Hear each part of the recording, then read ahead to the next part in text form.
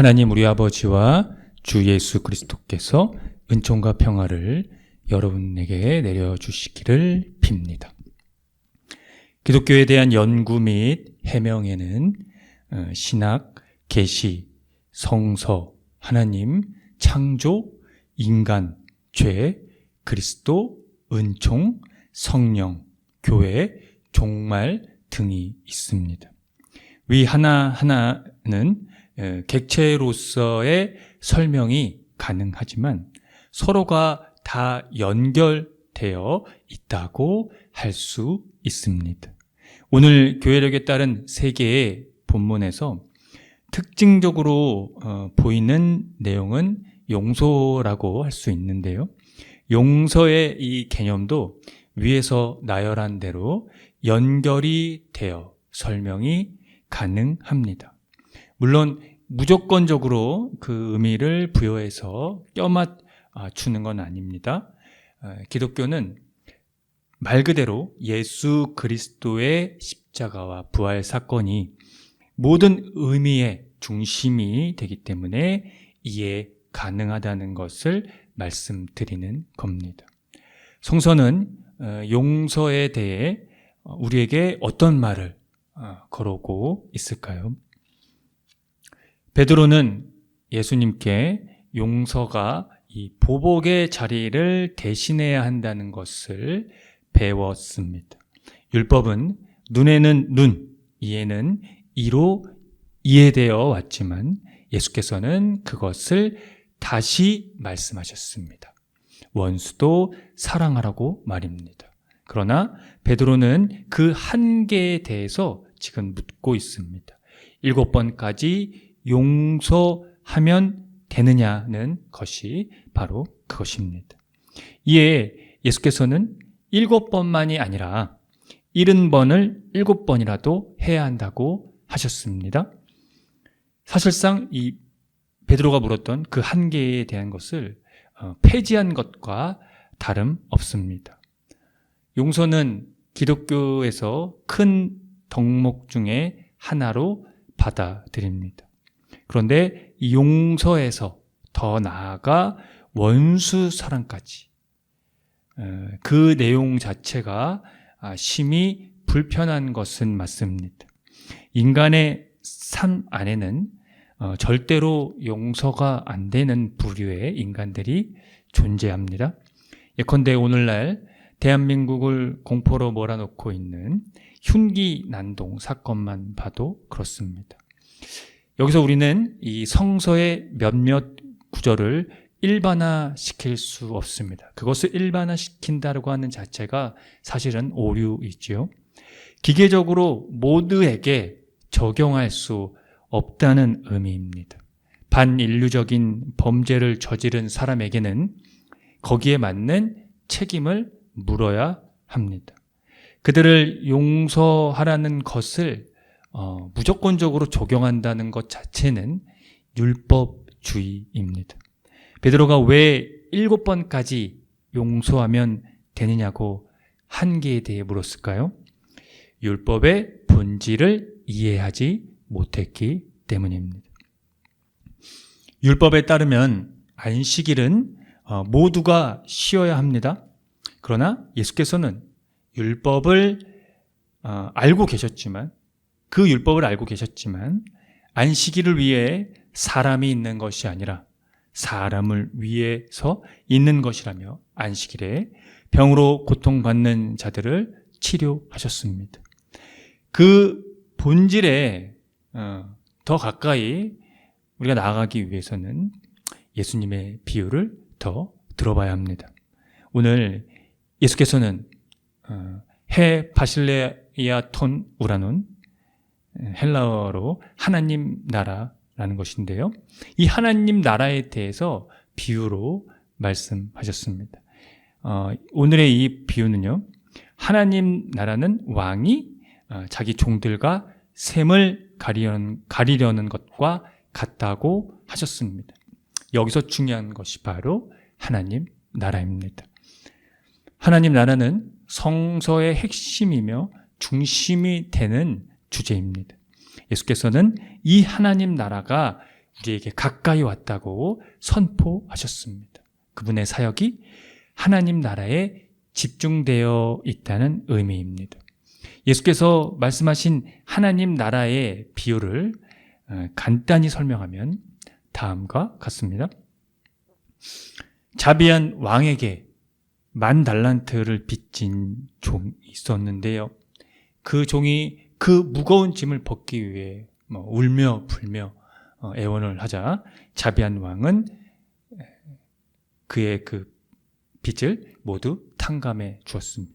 그런데 그 종은 자신에게 100데나리온 빚진 동료를 감옥에 넣었다는 것이죠. 이를 알게 된 왕은 노하여 그 종이 빚진 것을 다 갚을 때까지 가두었습니다. 1달란트는 노동자의 15년 품삯이고 1데나리온은 노동자의 하루 품삯입니다. 어느 정도 계산이 되시나요? 총액은 약 5천만 데나리온에 달합니다. 10,000달란트를 받았다는 것은요, 하나님 나라의 모든 사람을 가리킵니다. 이 세상을 우리가 살아간다는 것 자체가 10,000달란트를 받았다는 겁니다. 그런데 문제는 모두가 이 10,000달란트를 탕감받은 것을 잊고 산다는 것이죠. 그저 자기에게 빚진 100데나리온만 집착할 뿐입니다. 탐욕과 자기 욕망에 가득 차 있다면 절대로 10,000달란트의 의미를 알 수 없습니다. 우리가 얼마나 과분한 사랑을 받고 있는지 말입니다. 요셉은 어렸을 때 형들의 음모로 간신히 죽음은 면하고 애굽으로 팔려가게 되었습니다.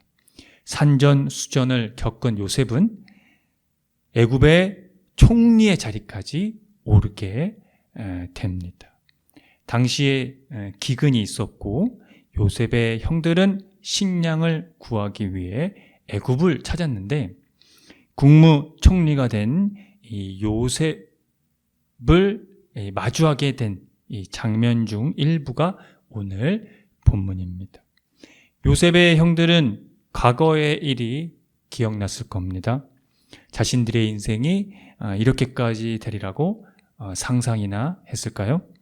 요셉이 자신들을 이제 미워해서 그들에게 당한 억울함을 안각품하면 어쩌나 겁에 질려 있었습니다. 돌아가신 아버지 유언을 내세우면서 요셉의 심기를 건드리지 않으려 죄에 대한 용서를 구했습니다. 오늘 이 본문에서 우리가 주목해야 될 부분은 바로 20절 말씀입니다. 당신들은 나를 해하려 하였으나 하나님은 그것을 선으로 바꾸사 오늘과 같이 많은 백성의 생명을 구원하게 하시려 하셨나니. 진정한 용서는 단순히 인간 사이의 일이 아니라 인간들과 하나님 사이의 깊은 관계까지 소급되고 있습니다. 요셉은 하나님과 자신의 관계를 규정하고 하나님과 형제들의 관계를 규정합니다. 자신이 아니라 하나님만이 이 문제를 판단해야 한다는 의미로 판단할 자격이 자기에게 없음을 겸손히 선언한 겁니다. 요셉에게서 우리는 10,000달란트를 받은 의미를 볼 수가 있는지도 모르겠습니다. 그런데 대한민국의 이 교회가 10,000달란트의 의미를 구현하고 있을까요? 그동안의 행적으로는 10,000달란트를 탕감받은 것을 망각한 것 같습니다.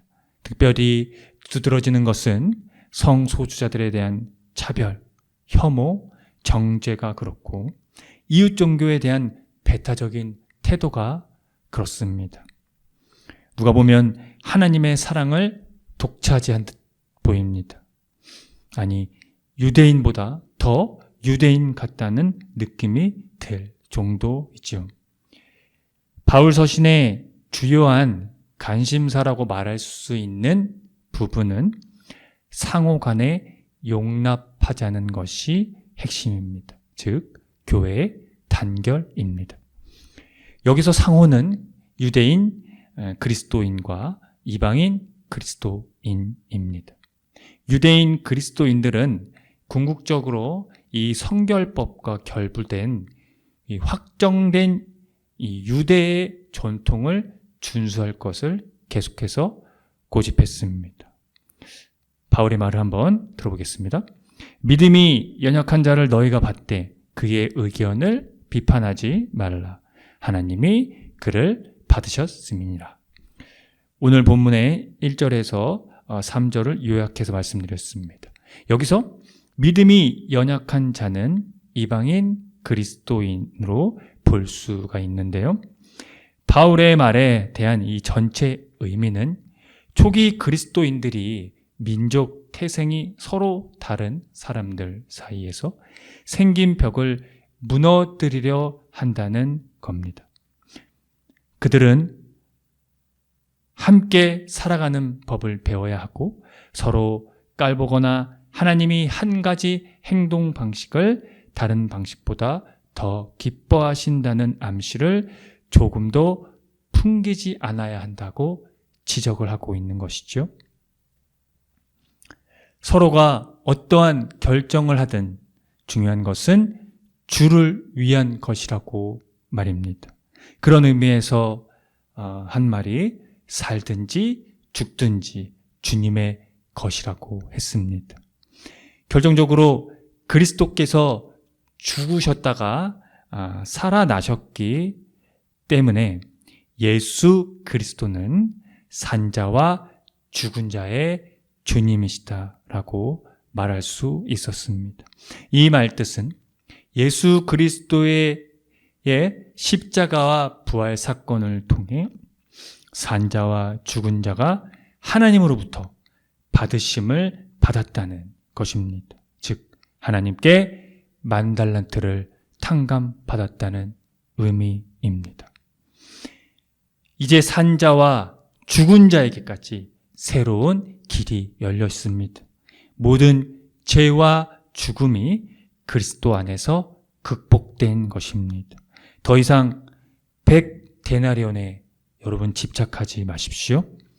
10,000달란트를 받았으니 그것을 늘 가분하게 여기고 세상을 보고 받아들이는 눈을 더 넓히며 살아가시기를 기원합니다. 함께 기도합니다.